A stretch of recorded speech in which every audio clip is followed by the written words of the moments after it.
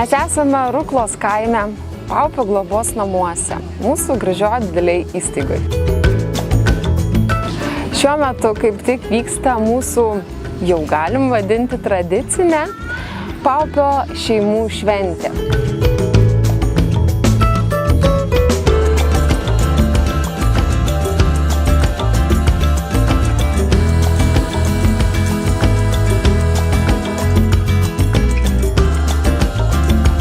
Čia pas mus yra darbuotojai mūsų, mes darbuotojai, gyventojai, mūsų didžiausia didžiuma gyventojai ir jų artimieji susirinkę pas mus į šventę.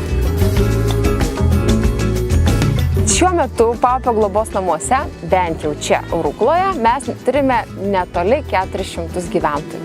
Gausi mūsų šeiminėlė.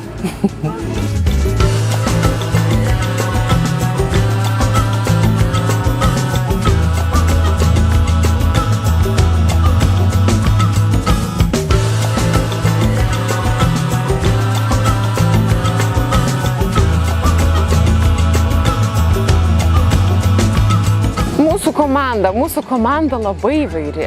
Mūsų darbas yra gyventojų, mūsų, kaip sakoma, šeima. Ir tas rūpestis, gyventojai jį mato, gyventojai jį atspindi.